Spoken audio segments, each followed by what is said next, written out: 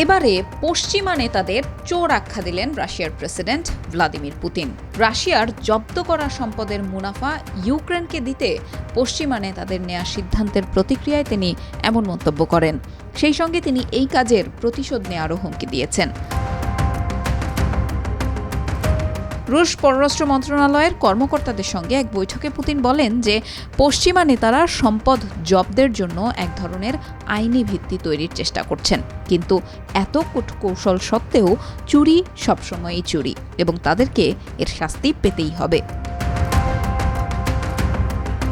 Putin আরও বলেন যে মস্কোর বিরুদ্ধে নেওয়া এই পদক্ষেপ প্রমাণ করেছে যে কেউ তাদের পরবর্তী লক্ষ্যবস্তু হতে পারে এবং সম্পদ জব্দ করার শাস্তি পেতে পারে। দুদিন আগেই মার্কিন প্রেসিডেন্ট জো বাইডেন ঘোষণা দিয়েছিলেন রাশিয়ার জব্দ করা সম্পদ থেকে পাওয়া লভ্যাংশ ইউক্রেনের সহায়তায় ব্যয় করা হবে। এই বিষয়ে ফ্রান্সের প্রেসিডেন্ট ইমানুয়েল ম্যাক্রোর সঙ্গেও একটি চুক্তি হয়েছে বলে জানিয়েছেন তিনি। বিশ্বের শিল্পোন্নত 7 দেশের G7 জোটের পরিকল্পনা অনুযায়ী জব্দ করা রুশ সম্পদ থেকে ইউক্রেনকে $5,000 কোটি ঋণ অনুমোদনের পরিকল্পনা প্রকাশের পরই পুতিন এসব কথা বলেন। আগামী কয়েক সপ্তাহের মধ্যেই প্রস্তাবিত চুক্তিটি চূড়ান্ত হতে পারে। বছরের শেষ নাগাদ ইউক্রেনে পৌঁছাতে পারে সেই অর্থ। রাশিয়ার কেন্দ্রীয় ব্যাংকের প্রায় $281 বিলিয়ন বিশ্বব্যাপী ফ্রিজ করা হয়েছে, যার বেশিরভাগই ইইউতে।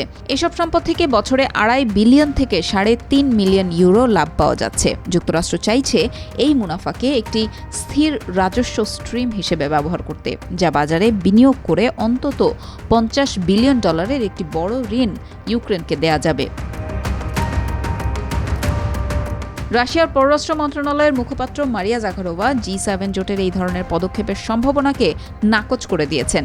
তিনি এটিকে কাগুজে পদক্ষেপ বলে আখ্যা দেন। জাখারোভা বলেন যে এসব চুক্তি কিছুই না, এই কাজ করার মতো কোনো আইনি কর্তৃত্ব তাদের নেই।